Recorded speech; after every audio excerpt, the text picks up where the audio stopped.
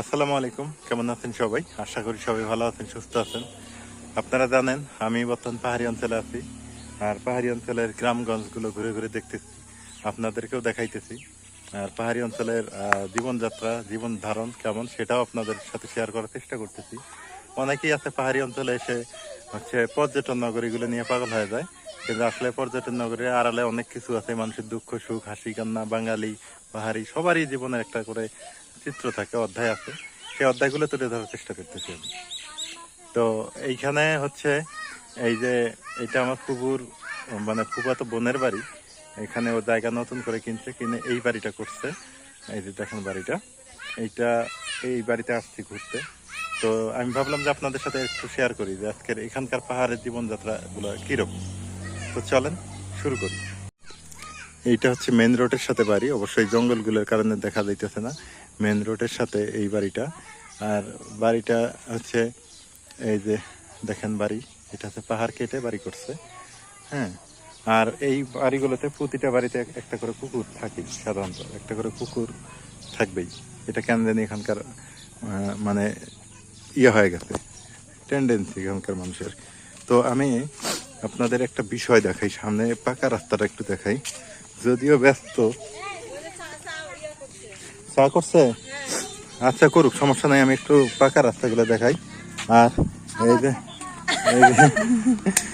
নাজমিন আছে আমার সঙ্গে। নাজমিন আগে দাও, নাজমিন আগে দাও, নাজমিন আগে দাও। এই যে সমস্যা নাই, আমরা দেখতেছি পাহাড়ি অঞ্চল। এখানে সাবধান, এই রাস্তাটা কিন্তু খুব ব্যস্ত, অ্যাক্সিডেন্ট হওয়ার জম। এই যে একটা পাহাড়ের উপরে মাটির ঘর, আর এই হচ্ছে পাহাড়ি রাস্তা। নাজমিন তোমাকে একটা নতুন জিনিস দেখাই, আসো এদিকে, আসো এদিকে, আসো। এই রাস্তা, মেন রাস্তা, এই দেখো পাম অয়েলের বাগান, ওই যে। হ্যাঁ, এটা হচ্ছে পাম অয়েলের বাগান। গাছগুলো দেখা যায় নারকেলের গাছ না, কিন্তু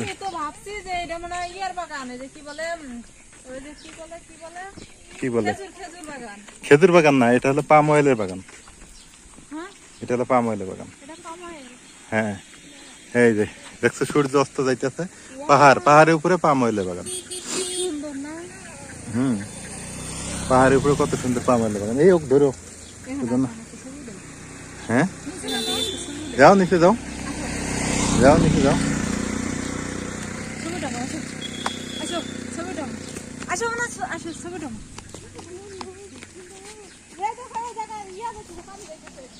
এটা ঝর্ণার পানি না, এই যে পাহাড়ি ঝর্ণা দিয়ে লেক তৈরি হয়েছে, সেই লেকের পানি।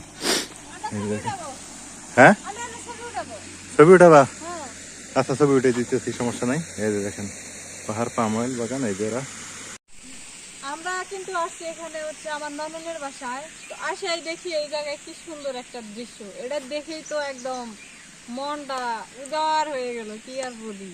খুবই ভালো লাগছে, বিকেল টাইমটা আরো বেশি ভালো লাগতেছিল। কিছু ছবি উঠাইলাম, আরো দেখতে বেশি ভালো লাগছে। এই জায়গাটা না, হ্যাঁ এটা পাম অয়েলের। আপনারা অনেকেই জানেন না যে পাম অয়েল খাগড়াছড়িতেও হয়। পাম অয়েলের বাগান খাগড়াছড়িতে অনেক আছে। এখন আবার শিমলা আলু চাষ হইতেছে।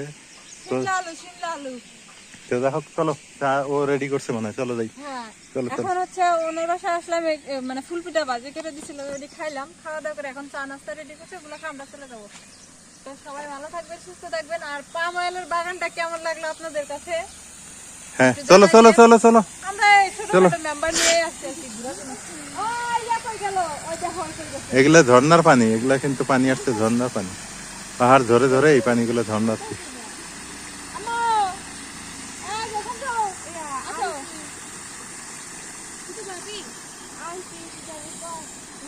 দেখেন কত সুন্দর, এটা কিন্তু মেন রোড। এই যে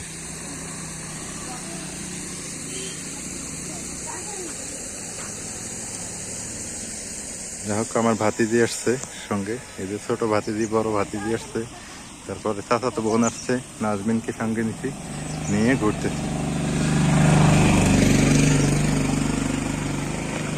পাহাড়ি অঞ্চলগুলো একটু ঘুরি।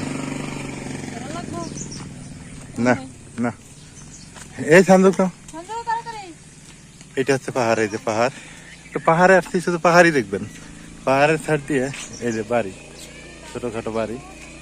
হ্যাঁ, এই যে তারপর এই যে বাড়ি ঘর দুয়ার। এইটা হচ্ছে পাকা রাস্তা, পাহাড়ের উপরে মাটির ঘর। এগুলো তো দেখলেনি।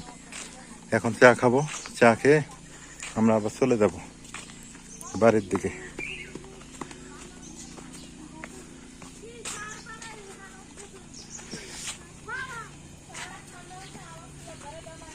আরে ঠান্ডাই খাবো তো, ঠান্ডাই খাবো, সময় কম লাগবে। ঠান্ডা চাই তো মজা, ঠান্ডা চা খেলে। তা করছে আমার ফুফাতো বোন, দেখেন। দে রে ঠান্ডা চা দে। আমি সবার আগে আরে বিস্কিট টিস্কিট দিতে আবার। না না না না না বসো না না না, হ্যালো বিসমিল্লাহ।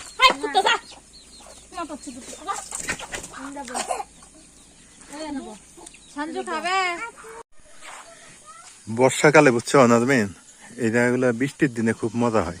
এই যে এখানে বর্ষাকালে এদিক দিয়ে মনে হয় পানি হয় না? প্রচুর পানি যায়। হ্যাঁ, মাছ টাছ লাভ হয়, মাছ ধরা যায় এখানে। হ্যাঁ, খুব ভালো। এই জায়গায় বসে থেকে মাছ ধরবো, কি সুন্দর। হ্যাঁ, পাহাড়ি অঞ্চলে এই একটা মজা কি জানো, বর্ষাকালে এই দিকগুলা অনেক ভালো লাগে।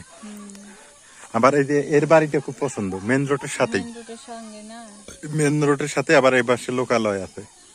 এখানে যদি জাল ধরা যায় মাছ ধরার জন্য, সেই সুন্দর হবে, হবে না? বর্ষাকালে আসলে এদিক দিয়ে মাছ পাওয়া যাবে। প্রচুর মাছ। এই হলো অবস্থা। এখনো তো মনে হয় মাছ পাওয়া যায় না।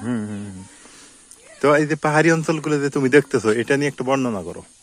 কেমন লাগতেছে, কি অবস্থা, এখানে জীবনযাপন কেমন, তুমি এখানে বসবাস করার মতো কিনা, পানির কি সমস্যা, এই এভরিথিং বলো দেখি, কি অবস্থা তোমার কাছে কেমন অনুভূতি? এই জায়গায় আমার কাছে এমনি ঘুরাফেরা খুব ভালো লাগছে।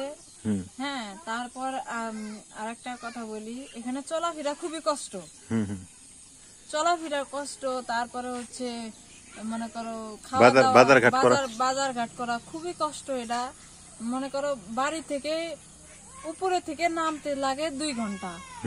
2 ঘন্টা, আবার হাইটা বাজারে যাওয়া লাগে 2 ঘন্টা, 4 ঘন্টা। এমনি বাজার করা খুবই কষ্ট হয়। আরেকটা হচ্ছে পানির যে এত পরিমাণ কষ্ট, খুবই কষ্ট। কিন্তু এমনি দেখতে সুন্দর দেখা যায়। দেখতে সুন্দর? হ্যাঁ, দেখতে সুন্দর, মানে চলাফেরা করবা, হাঁটতেছি এমনি সুন্দর লাগতেছে।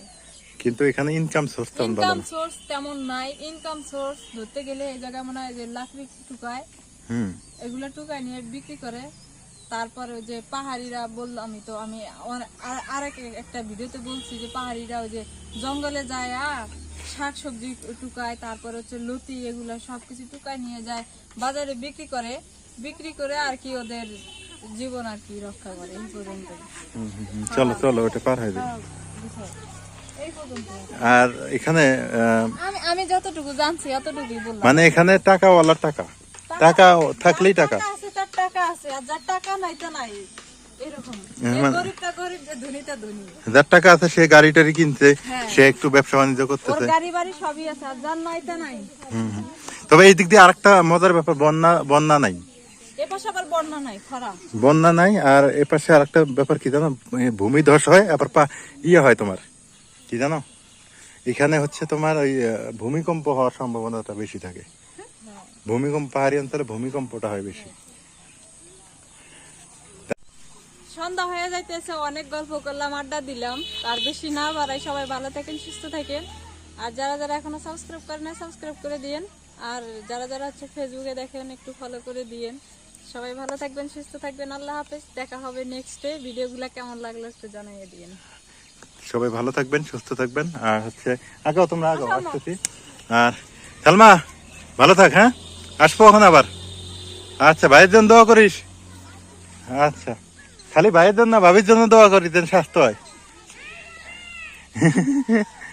এই যে নাজমিনকে নিয়ে আমি এখন বাড়ির দিকে যাইতেছি। তো আজকের ভিডিও এ পর্যন্তই। সবাই ভিডিও শেয়ার করবেন, লাইক করবেন। আপনাদের পাহাড়ি অঞ্চল কেমন লাগতেছে সেটা জানাবেন। এইদিকে দেন শুধু লিচু গাছ। এই হলো অবস্থা।